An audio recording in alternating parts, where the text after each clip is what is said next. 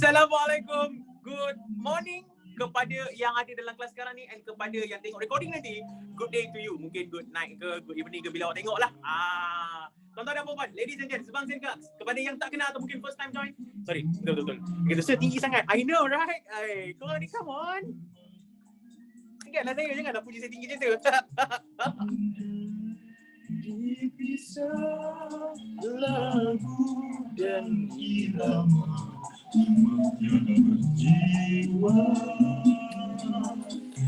Okay, jadinya kepada yang first time join, 194 lagi, masih 194. So nanti boleh tak recap yang minggu lepas punya sikit? Boleh, tak ada apa. Boleh, apa tak bolehnya pula Ladies, gents, bunks and cucks. Nama saya Iqbal, tinggi 194 dan sekarang ni kita dekat dalam kelas Bahajik tingkatan 4 KSSM Group B. Cuma awak kena faham, Group B ni bukanlah bermaksud grup yang dia macam sir, kami ni A dapat B je ke? Kami kelas kedua ke? Bukan. Group B ni maksudnya adalah grup weekend yang di mana awak tak boleh nak datang waktu weekday. Gitu. Jadi, sikit lagu ni. Sentiasa bermadu. Awak pernah lagu tu melekat dalam kepala, dia tak boleh keluar betul? Biasa bagi kita satu trik untuk keluarkan lagu dalam kepala. Tengok ni.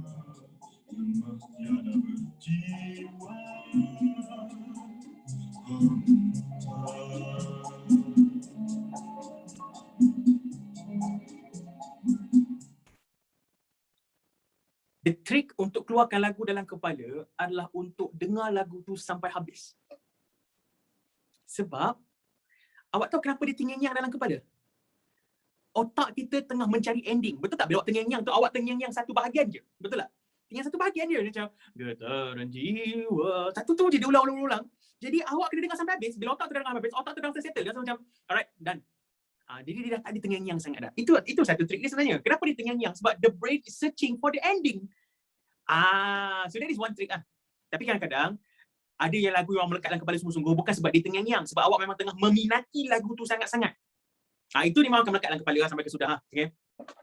Faham So tuan-tuan dan puan-puan, kepada yang tak tahu sekarang ni kita dekat MC Plus, kita tengah uyuh ada TikTok lah. Mana ada mana ada TikTok. Saya cakap TikTok tak apa. Enggak jam ke. Jadi sekarang ni kepada yang tak tahu, kita dekat MC Plus kita tengah cuba nak mengetengahkan lagu-lagu lama balik. Sebab kami kau pasal tak kadang lagu yang kita pakai untuk buat video ke apa tu, lagu tu banyak mencarut atau banyak kata-kata yang tak elok. Tapi sebab rentak dia best, kita abaikan dulu, betul? Tak boleh jadi why not kita popularkan balik lagu-lagu lama, lagu-lagu yang berseni, lagu-lagu yang ada nilai yang cantik dekat situ. Ya, lagu-lagu estetik yang versi lama. Jadi banyak je lagu baru yang okey. Tapi ada satu lagu tu, yang kau tetong tu. Macam mana? Kau tahu lagu tu? Itu cuba dengar lirik dia betul-betul. Astaghfirullahalazim. Dah elok. Selalunya yang gambar apa dia buat video ting itulah. Yang itu tu, saya tak tahu nak terangkan macam ni. Itulah lagu dia. Mesti ting tu. Yang waktu kata peng tu tak ada lirik. Tapi sebelum tu kan ada lirik, betul tak? Dia macam, ting. Yang depan tu, tak elok. So dengar balik lirik dia. Jadi, why not buatkan lagu Getaran Jiwa. Kan boleh juga. Jadi tuan-tuan dan puan-puan, jom kita belajar. Kepada pelajar baru, saya punya perangai macam tu lah. Sorry Okay, jadi yes, you will get bio, you will also get live lesson, you will also get some lawa hamba, but I won't dance. Itu tadi tu contoh sahaja. Jadi tuan-tuan dan puan-puan, minggu lepas kita dah belajar tentang hutang, betul tak? Jadi minggu lepas kita belajar tentang hutang. Hutang ni dalam ekonomi dipanggil sebagai liability lah. So sekarang kita nak belajar tentang aset. Ini bukan kelas ekonomi Jadi graf yang ini, saya harap awak masih ingat apa maksud graf ni. Kenapa ada warna merah? Kenapa ada warna oranye? Yang warna merah ni awak sedang berhutang ke awak sedang membayar hutang? Sedang berhutang. Di sini awak perlukan oksigen sebanyak ini. tetapi awak menyedut sebanyak itu.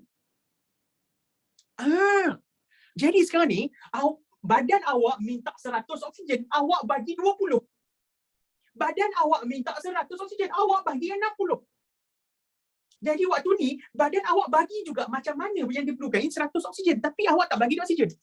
So, awak tengah berhutang dengan dia. Sekarang ni pula, bila dah stop exercise, awak hanya perlukan 10 oksigen. Tapi awak ambil 80. Awak perlukan 100, awak ambil 80. So, yang lagi 70 yang baki ni buat apa? Bayar balik hutang yang awal tadi lah. Sebab tu lepas bersukan pun awak still akan termengah-mengah sampailah hilang mengah. So this is you having oxygen debt. This is you paying back the oxygen debt. Dan kepada pelasian baru, saya lupa nak cakap. Nama saya Iqbal, 194 tinggi dia. Ini adalah kelas biologi. And kita sekarang dekat penghujung chapter 7. Penghujung chapter 7. Hopefully hari ni kita boleh habiskan chapter 7 and kita boleh masuk sedikit chapter 8. Chapter 8 ni adalah chapter yang paling luas. Sebenarnya chapter 8 adalah chapter yang paling luas dalam tingkatan 4. Dan juga chapter 8 tingkatan 5 pun chapter paling luas. Saya nak faham kenapa. Yes, sebab selalu orang ganu cakap chapter 8. So yeah, it's very luas. Luas. Saya tak tahu orang Terengganu kalau saya buat lawak macam tu, awak ada rasa nak banding saya dengan apa-apa? Sebab wife saya punya macam, janganlah buat lawak macam tu lagi lah. Dia rasa macam nak cubit dia kata. Okay. What? No. Awak orang Terengganu. Jadi tuan-tuan dan puan-puan, ladies and gentlemen, singkaks. Daripada sini, kita tengokkan tentang satu eksperimen yang selalunya akan membuatkan student semua tersenduk. Istilah orang nak baru kan, dia kata tersenduk. Macam itulah. Jadi dekat sini, this experiment is quite, what do we call it, popular untuk masuk dalam exam, especially untuk chapter 7. Sebab apa? Eksperimen punya soalan, dia boleh keluar dekat kertas 3 SPM ataupun dia boleh keluar dekat kertas 1 SPM.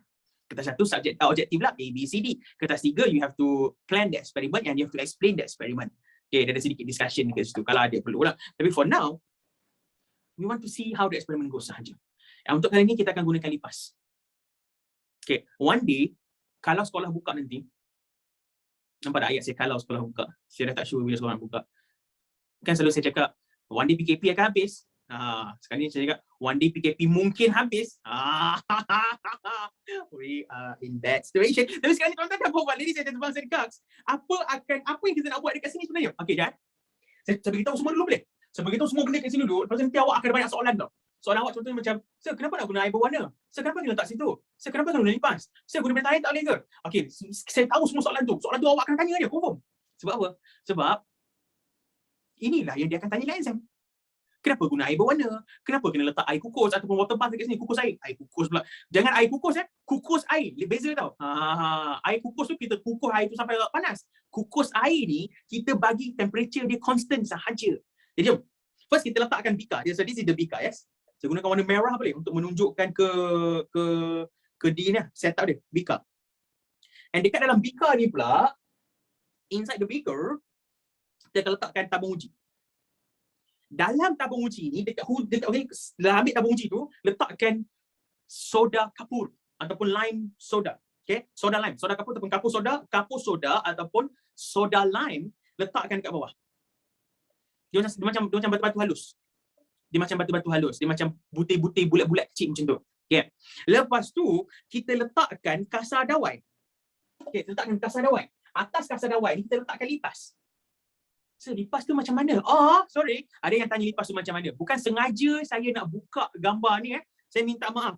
Kawan awak tanya. I have to show lah. So, ni lipas. Alright? Apa sir? Tak nampak sangat? Okay, sekejap. Kita zoomkan. It's okay. Yes, macam ni. Yes. Jadi, tuan-tuan dan puan-puan, ladies and gentlemen and girls, sekarang ni, so you are going to use this thing. Yes. Nampak? Macam saya pegang macam saya berani kan? Sebenarnya kalau ada lipas, saya akan lari dulu. Saya suka semua binatang. Macam lipas pun saya suka. Kalau saya nampak dia dah meninggal. Yes. Jadi tuan-tuan dan puan-puan, sekarang ni kita letakkan lipas dekat dalam, yang kita biarkan lipas kat situ. Alright, so this lipas kita biarkan. Lepas tu kita tutup the whole thing dengan gabus. Stop it with a cork. C-O-R-K. Dengan gabus. And then sekarang ni pula, kita ambilkan tube capillary, kita cucukkan di antara gabus ni. And tube capillary ni kita akan sambungkan, tube capillary bengkok ni, sambungkan pula dengan satu bekas yang dalamnya ada air berwarna. So we have colored water here, and tube capillary ni akan sambung ke sini.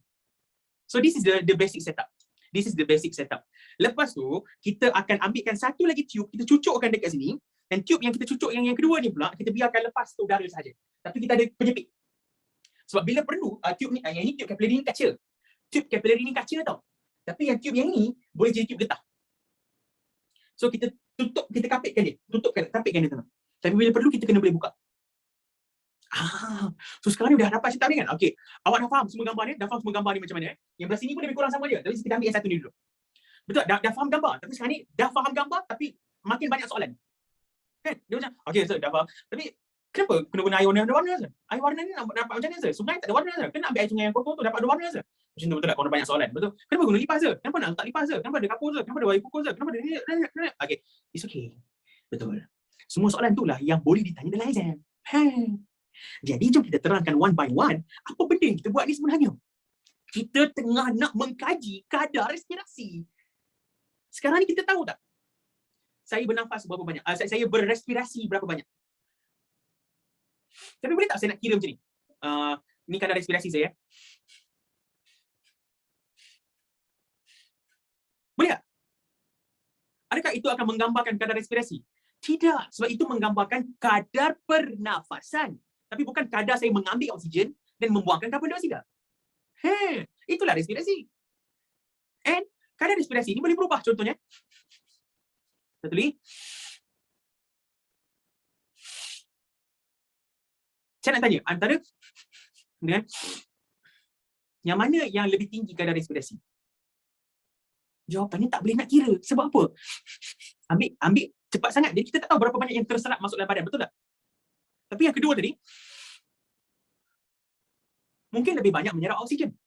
Kan?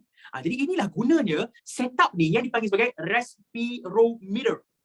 Respirometer. Ya, sebutan dia kena meter. Why? Okay, respirometer. And from this respirometer, kita tengokkan pula dekat sini, berkaitan dia adalah apa fungsi dia. Kita nak kira siapa punya pernafasan. Inilah gunanya lipas. Habis kenapa tak guna belalang? Boleh juga guna belalang. Tak ada masalah pun. Jangan letak semut je dah. Okay. Dia jangan letak semut je. Sebab apa? Kalau tak semut, takutnya nanti tak bergerak benda yang kita nak tengok. Dia macam, sir, kenapa tak bergerak langsung? Sir, daripada eksperimen yang saya buat, saya rasa lipas tak bernafas, sir, sebabnya air tak bergerak. Memanglah tak bergerak, dia kecil. Okay. Sir, mana nak cari lipas? Test. Beli kat mana? Order Shopee. Shopee boleh lah, sadar. Ataupun tengok dalam tandas mana-mana. Oh, ya. Oh, satu. Aku mesti. Awak kena faham, lipas tu kena muat dalam tabung uji. Lipas tu kena muat dalam tabung uji. Jadi maksudnya, you can't, besar. Terkejut. Awak yang terkejut, bukan saya. Lipas tu, awak kena gunakan lipas yang, okay. Ini gambar keluarga lipas. Jangan ambil lipas yang macam ni. Lipas yang macam ni, awak letak dalam tabung uji, tak muat. Jadi korang kena masuk macam, okay, cepat masuk, tolak pula kat situ. Kalau dia mati, dah tak berguna. Nombor duanya, korang sanggup nak try sumbatkan dia slow. Okay, masuk, cepat. Sorry. Masuk. Jadi jangan buat benda bukan. Awak ambilkan yang ini. Ini adalah fasa dewasa, adult phase. Ini adalah fasa nimfa. Jangan ambil yang ini. Ini telur dia.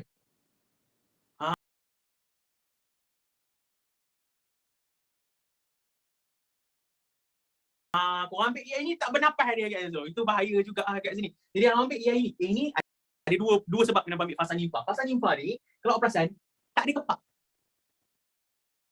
So risiko untuk dia terbang dekat awak tu tak ada lah. Susah lah nak cari saya. Oh, ya. Kalau susah tak payah buat eksperimen ni.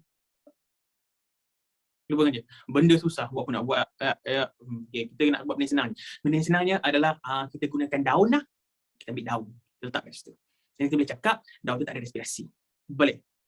Dia tu. Kalau susah tu, kena buat juga tu. Okay, saya pengguna lipas. It's okay. Saya pun sama. Jadi, biasa begitu. Macam nak cari yang ini? Awak boleh pasang perangkap. Selalunya lipas yang kecil-kecil ni banyak adalah kereta. Mungkin bukan kereta awak lah, kan? Tapi jujur cakap, kalau ikutkan kajian, almost 80% kereta ada lipas. 80% kereta terlipas. Walaupun kita tak nampak, they are there. Nak tahu dia, awak letak perangkap, macam saya adalah orang yang sangat-sangat menjaga kebersihan kereta. Sebab saya tak suka lipas.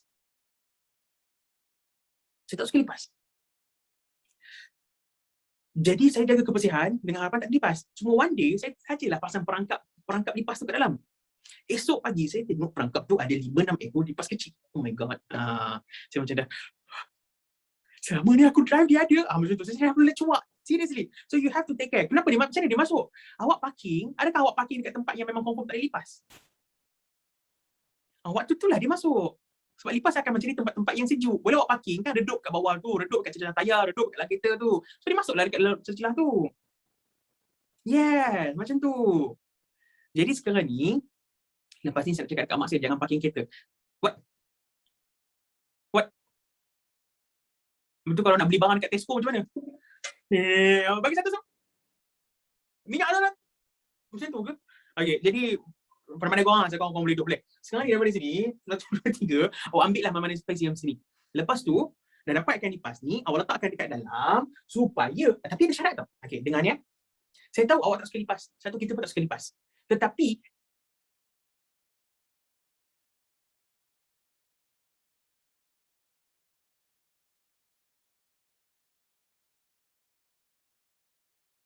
etika dalam biologi, bila bereksperimen dengan binatang, dia bukannya boleh buat sesuka hati binatang tu. Ingat, kita nak buat eksperimen ni untuk mengkaji kadar respirasi.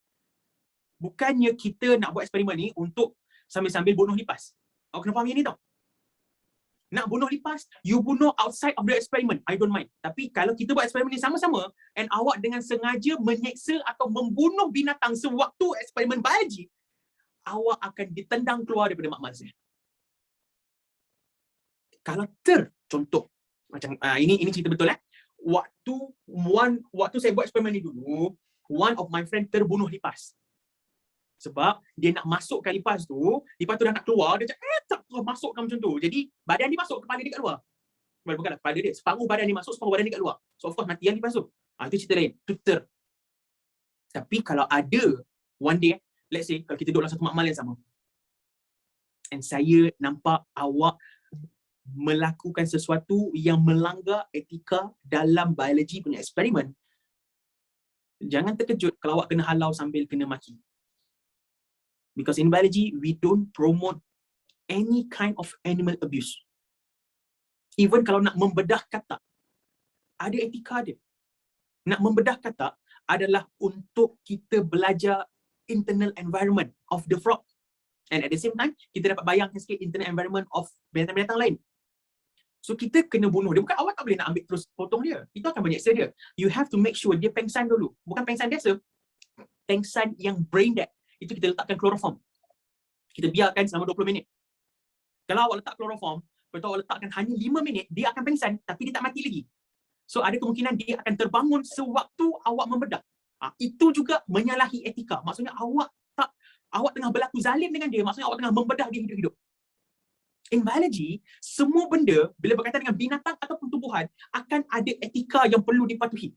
Dan ini saya cerita ni sebab saya tahu bila awak buat eksperimen ni nanti, akan ramai yang akan bermain-main dengan nyawa lipas tu.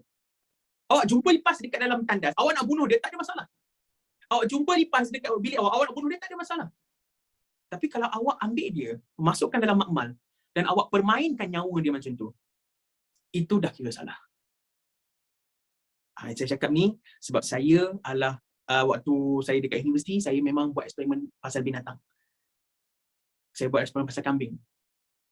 So yes, saya memang bela kambing dulu. Dulu saya adalah pengembala kambing. Even habis saya pergi universiti, saya memang kerja sebagai pengembala kambing for a few years. Jadi saya tahu betapa pentingnya menjaga etika dalam nak buat eksperimen dengan kambing. Even kambing memang betul lah. Kambing tu one day kita akan sembelih je, kita akan makan. Tapi itu adalah untuk makan. Waktu eksperimen saya, waktu saya punya training dengan kambing tu, I cannot make anything to make them feel discomfort. Tak boleh. Itu etika yang awak kena faham, itu etika yang awak kena dapat. Faham Waktu saya jaga kambing, saya tak boleh cuti langsung. Kambing saya perlu diberi makan pada seawal 6:30 pagi. Lepas tu perlu diberi makan lagi sekali pada pukul 5:30 petang. Every day without miss. Saya kena bagi kambing tu makan. Kambing tu pula makanan perlu diukur. That is part of the ethics yang saya kena buat untuk pastikan the result yang saya dapat mematuhi etika dalam kajian biologi. Yes, saya juga kena bersihkan kandang. Saya juga kena potong rumput tu. Bukan bagi makan pellet saja. I have to go and cut napier grass. Rumput napier ni rumput yang paling panjang macam buluh tu. So saya kena potong dekat. So on average 60 ke 80 kilogram per day. Lepas tu bawa pergi mesin pula. Masukkan di dalam mesin chop. Dapatkan beg guni tu. Beg guni tu yang perlu diangkat pergi ke atas untuk diberi makan. Dikira gram dan kilogram per kambing. Supaya dia dapat satu kesihatan yang sungguh. Yang betul-betul padu. Because saya nak dapatkan result research yang baik. Dan awak juga, bila awak letakkan lipas dalam ni, you have to have that same mindset.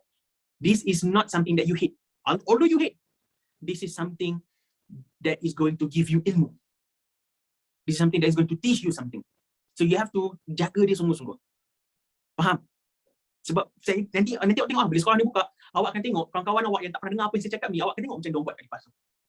Dan waktu tu cuba awak fikir balik, betul tak lipas ni kalau awak buat elok, dia akan bagi awak satu pengajaran, dia akan bagi awak satu maklumat yang berguna untuk awak dapat ilmu. Tapi awak tengok nanti macam dia orang buat lipas tu. And your job adalah untuk beritahu kat dia orang. Sebab bila lipas tu masuk dalam makmal, that is no longer a pest. That is going to be part of your teacher in life. Okay, jadi sekarang ni, dah dapatkan sekarang ni, kenapa kita letakkan semua dekat sini? Okay, first, terangkan kapur soda. Kapur soda, fungsi dia adalah untuk menyerap carbon dioxide. Menyerap carbon dioxide. Jadi dengar ya. Sekarang ni, imagine kalau kita tak ada semua yang lain. Imagine, kita hanya ada satu tabung uji yang ditutup dekat atas dia. Okay, satu tabung uji, ditutup dekat atas dia. And then lepas tu kita ada lipas kat dalam.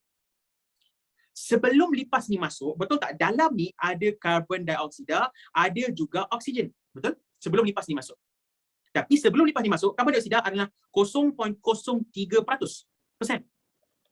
Oksigen adalah 21%. Ni on average. Okay. Komposisi udara ni. Lepas tu yang lain tu ada nitrogen, ada gas nadir semua tu. From here, daripada sini, kalau kita biarkan, betul tak? Maksudnya nanti, lipas ni akan gunakan oksigen ni untuk bernafas. Betul? So, adakah dia akan kekal 21%? Tak, dia akan mungkin berubah jadi 16%. Adakah karbon dioksida dia akan kekal 0.03? Tak, dia akan naiklah 5%. Sebab apa? Sebab dia keluarkan karbon dioksida and dia gunakan oksigen. Jadi oksigen akan makin rendah, karbon dioksida akan makin meningkat. Jadi sekarang ni, cuba tengok 5 tambah 16 dapat 21 balik, betul? And maksudnya berubah tak isi padu udara dalam bekas? Berubah?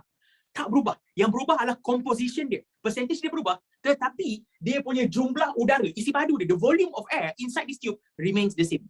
Setuju? Betul? Jadi kita tak nak ini. Kita nak isi padu dia berubah. Dengan perubahan isi padu itulah kita dapat tengok kadar respirasi. Sebab tu kita letakkan kapur soda ataupun soda lime. Why do we put soda lime inside? Sebab soda lime ni akan absorb carbon dioxide. Now, the volume decreases. Sebab dia ambil oksigen. Lepas tu dia keluarkan karbon dioksida. Tapi adakah karbon dioksida akan stay dekat dalam bekas? No, dia akan pergi ke bawah. Now, volume change kan? Perubahan volume ni lah yang akan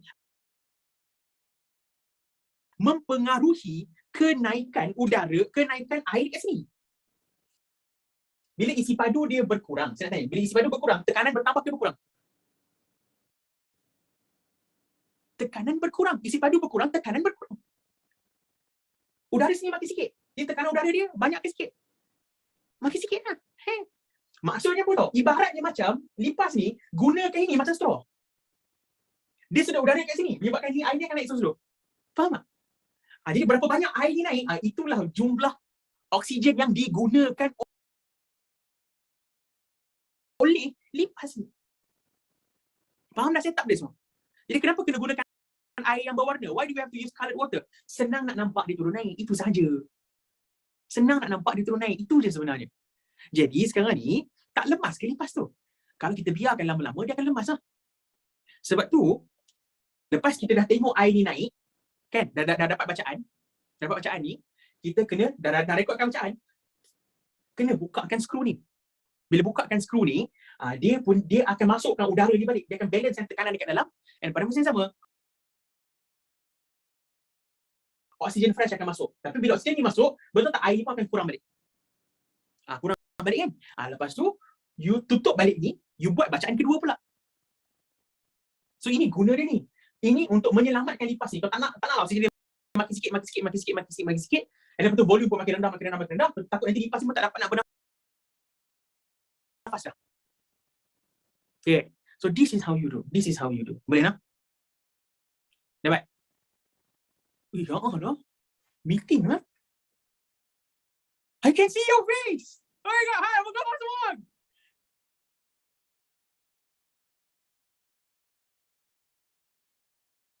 Okay, macam what dude? Yes. Yo. Azri dan Almari, apa khabar? Oh my God. Ya Allah. Anis Nazurah, adakah awak menggunakan filter? Kenapa nampak kuning je semua? Ke lampu kat situ? Ya Allah. Apa khabar Hani, Hazira, Afiqah, lampu cantik kat belakang. Alia, kenapa awak kentang yang tengah membakar sesuatu kat dalam tanah? Adakah awak ni tengah memanaskan bumi sekarang ni? Imran sama tengah makan je belajar. It's okay.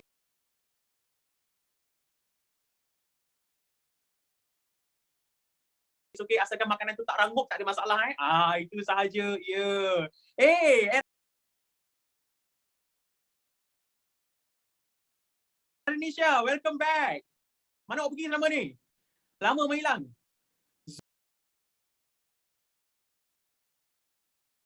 Zulfa. Okay, Zulfa masih setia kat situ. Tengok kat sini lagi. Maisarah, where is your almari belakang?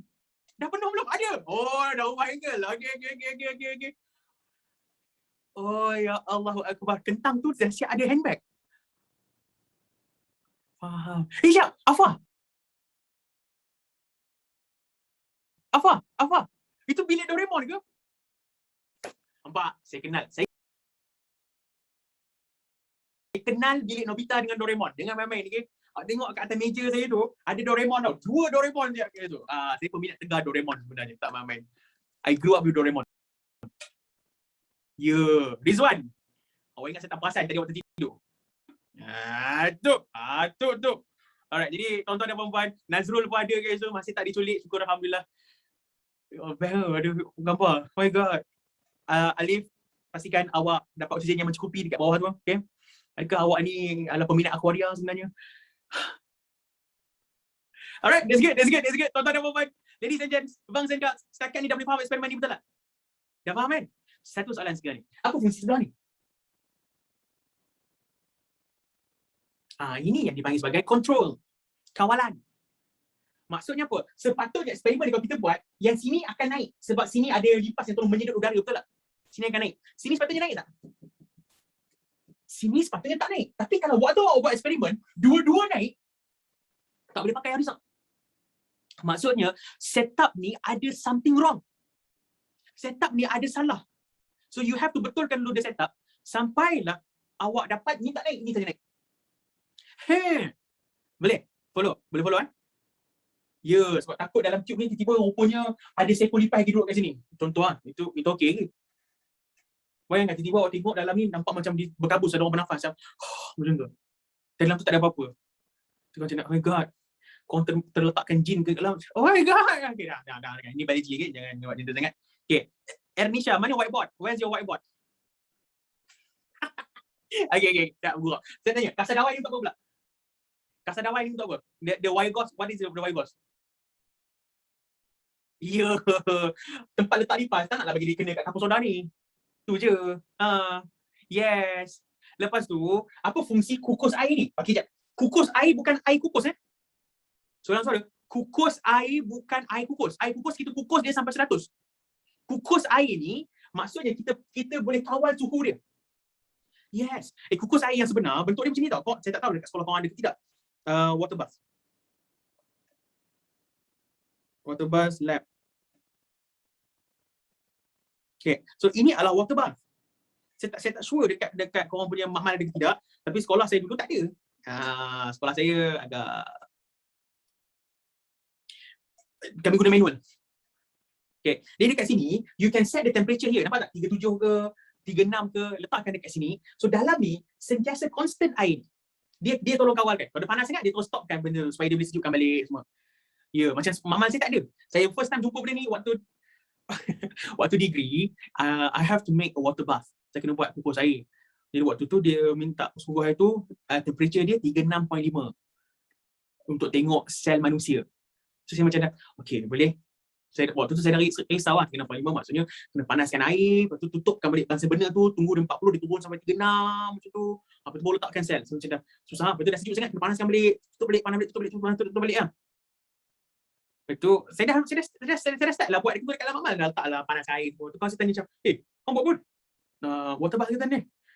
Tu kan dia. Saya cakap, what? Apa benda tu? Tu benda. Sini tu ni lah. Tu apa benda? Saya macam dah. Bal. Serius lah. Okay, cerita dia macam ni. Saya adalah pelajar yang agak cemerlang. Sebab saya ambil biologi, benda yang saya minat.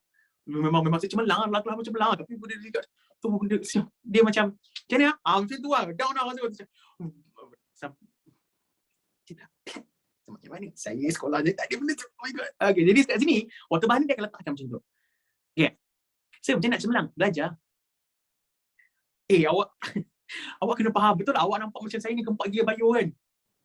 Tapi awak kena faham, saya gempak Bayu je lah. Jangan korang comparekan korang punya Bayu dengan saya punya Bayu. Cuba awak compare kebolehan berjoging 5 km non-stop. Awak akan nampak awak menang, betul tak? Faham?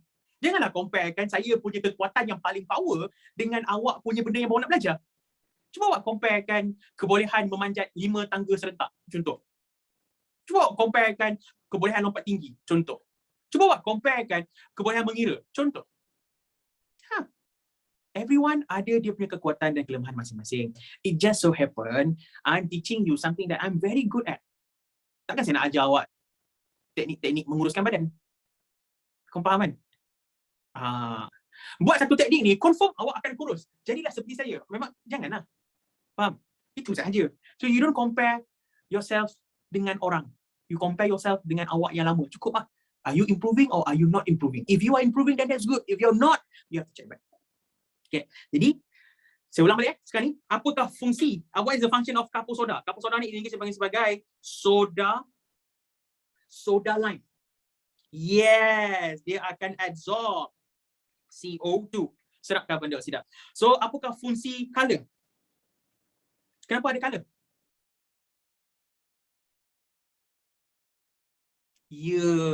Easy to see. Easy to see. Lepas tu, apa fungsi setup dekat sebelah sini? Ini dipanggil sebagai kawalan ataupun control. Jadi, dah dapat semua ni, how to interpret the data? Macam mana kita nak dapatkan data? Tengoklah sini. Okay, sekarang ni, ini adalah pada minit pertama. Minit kosong. Start eksperimen kat sini. Garis ni. Boleh? Dan lepas tu kita biarkan. Kita akan tengok dia naik. Let's say, pada minit ketiga, dia naik sampai sini. Pada minit ketiga, dia naik sampai sini. Dan lepas tu kita tengokkan dia naik ni sebanyak 0.7 cm. Contoh. Okay.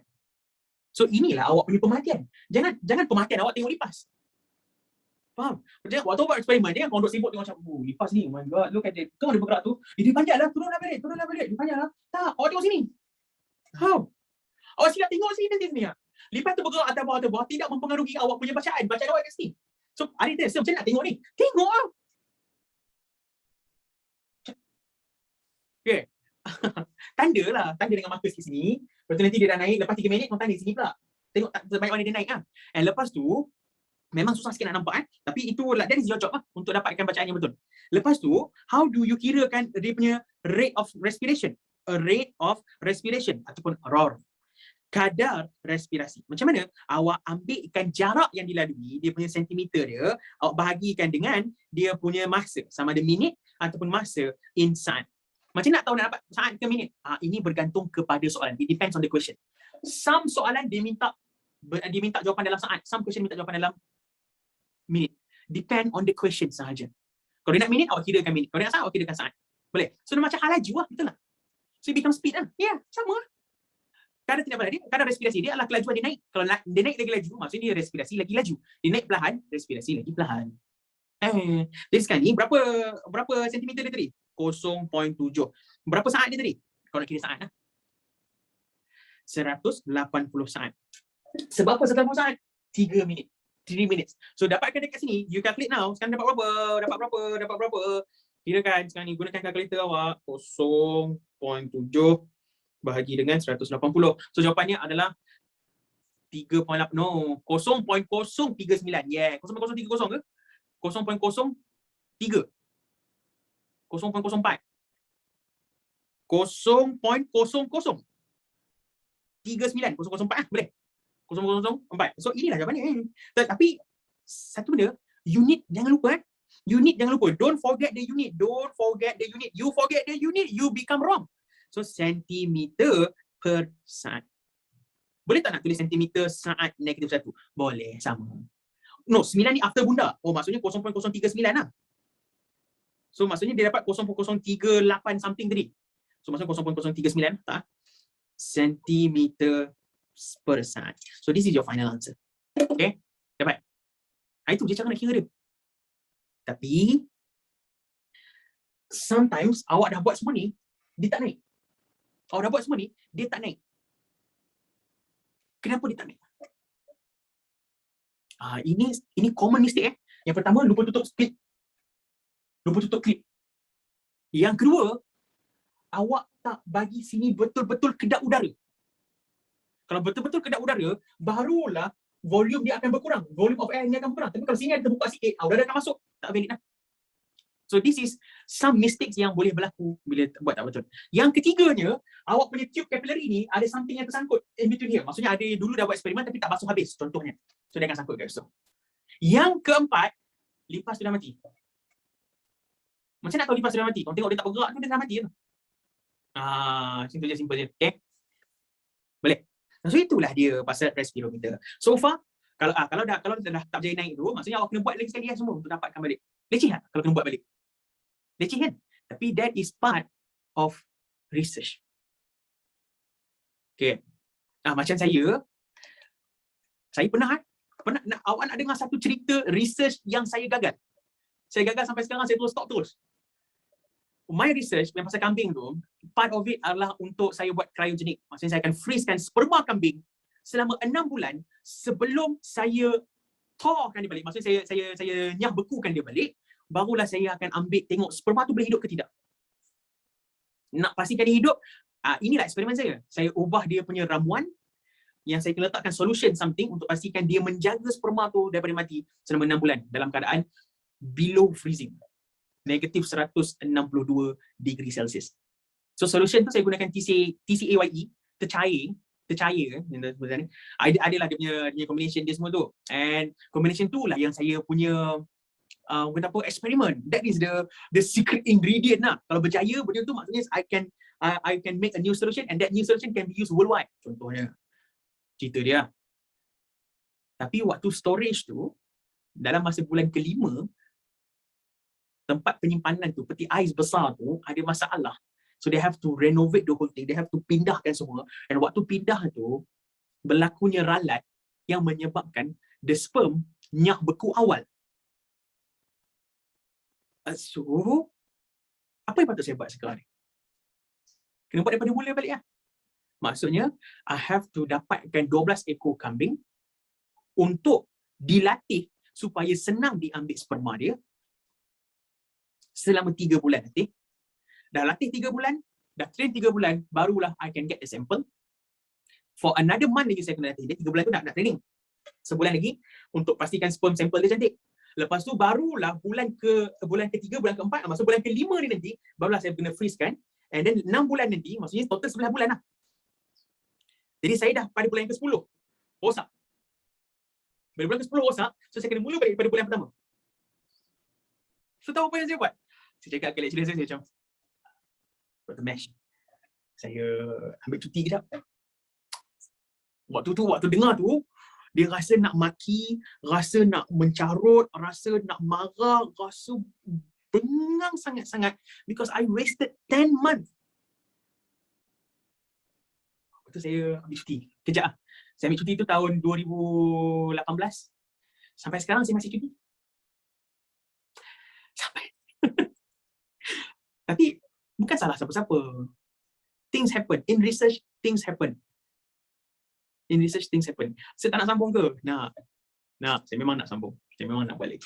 Sebab macam saya, I want to sambung. Bukan sebab saya nak, saya nak doktor tu, saya nak PhD tu, saya nak profesor ke tak. Saya nak tahu. Kau faham tak? Dunia ni, the world has a lot of information. So I want to be someone yang tengah meneroka dunia ni. I want to be an explorer, tapi a modern style punya explorer. So I want to make discoveries. Saya nak tahu pasal dunia ni. Awak faham tak? Impact something yang kecil dalam dunia ni sebenarnya menjadi something yang besar. Can you imagine? Kita ambilkan Amazon. Amazon adalah satu hutan yang besar, betul? Jadi bila hutan yang besar, maksudnya dia mesti kena ada baja yang banyak untuk dapatkan pokok yang besar. Betul ke tidak? So mana datangnya baja tu? Kita nak tanam pokok, kalau pokok tu jauh-jauh pun kita still nak tak baja. Dekat Amazon, pokok tu semua rapat-rapat. Maksudnya everything is there. Semua tengah berebut baja, betul tak? Berebut nutrien, berebut air. So mana datangnya baja untuk hutan terbesar di dunia? Baja dia datang daripada gurun Sahara. Can you imagine that? Macam mana kita tahu? Bila ada ahli kaji yang buat. Ada gurun Sahara, dia akan diterbangkan debu dia. Dan debu dia akan melintasi lautan lautan Pasifik untuk sampai ke gurun Sahara, untuk sampai ke Amazon. Dan pada masa yang sama, all this debu ni akan jatuh dekat laut juga kan? Yang jatuh dekat laut itulah yang akan jadi baja untuk plankton, alga-alga dalam laut. And how do we know this? Sebab ada orang yang sanggup buat research. Sekarang ni kita tahu seronok lah, betul tak? Kita tahu rasa yang seronok macam, wow, seronok dia, wow, macam tu powernya. Tapi awak ingat senang ke nak dapat conclusion macam tu? This is the kind of things yang dia kena buat berulang-ulang kali. Benda-benda yang leceh dan remeh. Tapi the ilmu is going to be good. Okay. Dan jadi ada seorang yang tanya dekat saya, so kenapa kena 6 bulan? Itu adalah saya punya benchmark. Itu adalah benchmark biasa untuk kita bekukan sel dan lepas tu kita nak unfreeze-kan sel balik. Okay. Ya. Yeah. So sebenarnya kat uni memang kena buat ni ke? Memang kena buat individu sendiri ke? Individu research ke? Untuk master and PhD, yes, individual research. And nama dia individual research, tapi sebenarnya eksperimen panjang lah. Kan kita buat eksperimen ni 3 jam, 2 jam, betul tak? Tapi dekat universiti nanti mungkin bukan 3 jam, mungkin bukan 2 jam, mungkin 4 bulan, mungkin 11 bulan.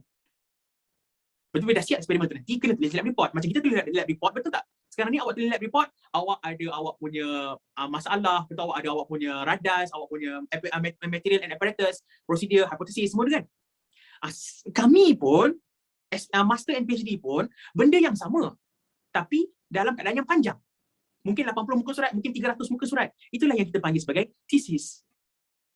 Okay.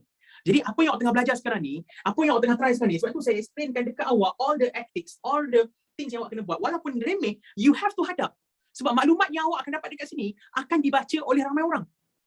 Dan bayangkan kalau awak keluarkan result yang salah. Maksudnya, result awak yang salah tu nanti, bukan salah sebab apa. Ada setengah orang dikeluarkan result bukan salah. Result tu betul pada waktu tu. Betul, bila ada penemuan baru menyebabkan dia jadi salah. Penemuan baru tu tak ada masalah. Ini dia tak berdosa tu.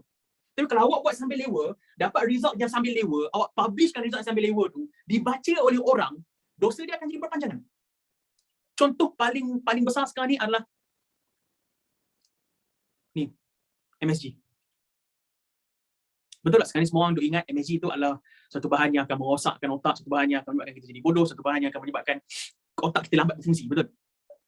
Actually tak tau. MSG ditulis oleh research MSG yang mengatakan MSG akan membunuh sel-sel otak tu adalah satu research yang dituliskan oleh seorang saintis yang racist terhadap Chinese. Ajinomoto lah. Sebab apa? Dia adalah orang Amerika. Dan orang Amerika pada waktu tu ada certain point dulu tahun 60-an macam tu, they hate orang yang bawa masuk Amerika. They hate orang yang bawa masuk Amerika. Contohnya adalah orang African American yang bawa masuk, contohnya adalah orang Chinese yang bawa masuk, immigrants yang bawa masuk. So at that time, kebanyakan kedai-kedai makan Cina dekat sana, dan sampai sekarang sebenarnya, betul tak, kita punya masakan pun banyak gunakan Ajinomoto, banyak gunakan sedap rasa, banyak gunakan MSG, betul tak? So masakan Southeast Asia memang banyak gunakan MSG. So what this guy did adalah dia tuliskan satu research yang mengatakan MSG ni akan merosakkan sel-sel otak. Lepas tu dia publishkan. Dengan harapan dia akan merosakkan bisnes-bisnes orang-orang yang menggunakan MSG. Basically, it is based on racism, dia tulis benda tu. So sampai sekarang kita masih percaya lagi. Sedangkan MSG is just garam. Of course, makan garam banyak tak elok untuk badan. Tapi bukanlah garam tu menyebabkan otak kita jadi slow. Tak. Ya, dalam perencah mi segera selalunya ada MSG. So I'm not saying perencah mi segera tu bagus untuk kesihatan. I'm just saying apa-apa pun dalam dunia ni kalau makan banyak dia akan merosakkan badan. Kan tak? Faham tak? Kan? Jadi betul tak sekarang ni ramai orang masih percaya research tu, betul tak? Yeah, even my parents pun masih percaya research tu. Even saya pun percaya research tu up until my degree. Jadi jangan benda tu, saya tak kata MSG ni bagus untuk kesihatan. I'm not saying that. I'm not saying MSG is good for kesihatan. I'm saying MSG kesan dia dalam badan kita nearly identical dengan garam. So, tapi bagus tak garam dalam badan kita? Bagus in adequate amount. Cukup. Terlebih sangat awak akan dapat high blood pressure. Terkurang sangat awak akan dapat low blood pressure. Faham? So itulah dia. Sama juga, antara research yang melanggar etika, karbohidrat. Betul tak selama ni kita assume karbohidrat kena makan paling banyak? Food pyramid. Karbohidrat, sayur and vegetables and also fruits. After that your proteins, after that your dairy product ataupun lipid fats lah. Tapi sekarang ni perasan tak? Bawah, kali piramid baru, bawah adalah sayur dan buah. Baru karbohidrat, baru protein. Sebab tu kita keluarkan suku-suku separuh. Suku is karbohidrat, nasi ataupun mi. Suku lagi adalah protein, daging, ayam, ikan. Separuh lagi adalah sayur. Because sayur is the one yang kena makan banyak. Tapi kenapa karbohidrat ni dikatakan kena makan paling banyak? Sebab research ni ditaja oleh syarikat gandum Amerika. Syarikat gandum Amerika, they go to university, diorang cakap dekat scientist, okay, anyone want to work with us, we'll give you grant. Grant tu adalah duit untuk buat research. Lepas tu semua banyaklah orang join. Tapi rupanya, dia nak research yang mengatakan kena banyak makan karbohidrat every day. Untuk diorang buat jualan diorang. Dan benda tu baru kita sedar sekarang ni, betul tak? Benda tu baru kita sedar sekarang ni. Kenapa? Sebab ada some scientists yang dia buat research based on duit, not based on ethics. That is why hari ni saya tekankan sangat etika dalam research. I have to. Saya nak hasilkan generasi yang berguna, yang bermanfaat kepada orang, bukannya hanya berpaksikan duit sahaja. Kejayaan bukan diukur dengan mata wang, kejayaan diukur dengan kebaikan yang awak boleh sebarkan. Lepas tu banyaklah sebenarnya pasal etika ni, banyak. Contohnya awak tahu tahun 1910,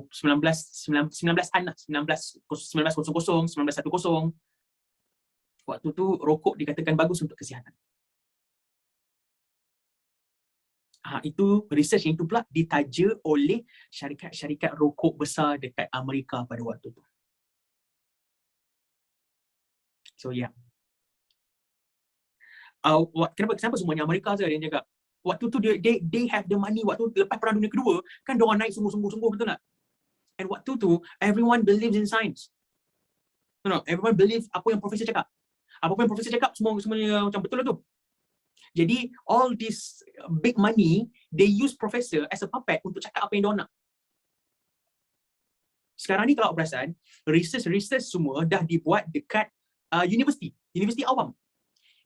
Maksudnya tak boleh nak orang luar bagi duit dekat profesor kita untuk dia buat research. Unless dia buat research private. Faham tak? And sebab tu sekarang kalau perasan, profesor tak popular. Tapi the research are very high quality. And if you want to become popular, or if you want to become let's say if you want to become rich, I don't think being a researcher is for you. Being a researcher ni, kepuasan dia dekat tempat lain. Sebab Kalau awak masuk dalam bidang sains, masuk dalam bidang kajian dengan harapan awak nak jadi kaya raya, awak akan jadi kaya raya. Tapi awak juga akan merosakkan generations. Berapa generasi yang percaya pasal karbohidrat kena makan paling banyak? Berapa generasi yang percaya yang MSG ini akan merosakkan otak? So itulah dia tuan-tuan dan puan-puan. That is why we have to be ethical in menyebarkan apa-apa ilmu. Jujur, tak tahu cakap tak tahu. Okay. Tapi bila dah tahu, jangan berlagak. Betul tak sekarang ni kita rasa macam, so maksudnya makan mi segera tu taklah merosakkan sangat. Betul tak? Cakap macam tu kan?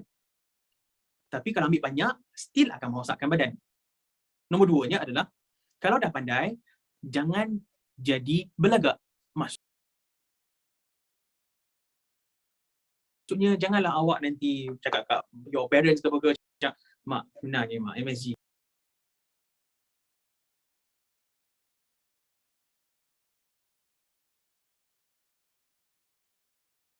tak ada apa. Benda ni kita jangan sangat-sangat kena macam tu lah. Jangan buat macam tu lah. Alright.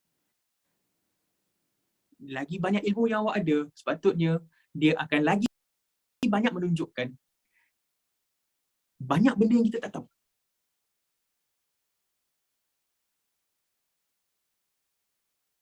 Ilmu sepatutnya membuka minda untuk melihat dunia ini luas. Bukan ilmu digunakan untuk menutup tingkap supaya kita rasa hebat dalam satu bilik. Faham? Jadi tuan-tuan dan puan-puan, ladies and gentlemen and cucks, minggu depan saya rasa kita boleh habiskan. Minggu depan ini saya beritahu minggu depan kita akan pergi kepada bahagian yang agak best, sebab selama ni kita belajar pasal sel. Next week kita akan belajar pasal all these animal yang kita nak tunjukkan dekat sini. So kita akan belajar pasal ikan, belajar pasal belalang, belajar pasal serangga, belajar pasal amphibia, belajar pasal mamalia. So minggu depan kita akan go a bit deeper, a bit wider. Selama ni kita belajar pasal sel kan. Itu sampai chapter 7 saja. Chapter 8 kita akan go besar. Chapter 9 kita akan go besar lagi. Chapter 10 kita akan balik ke manusia balik. Okay?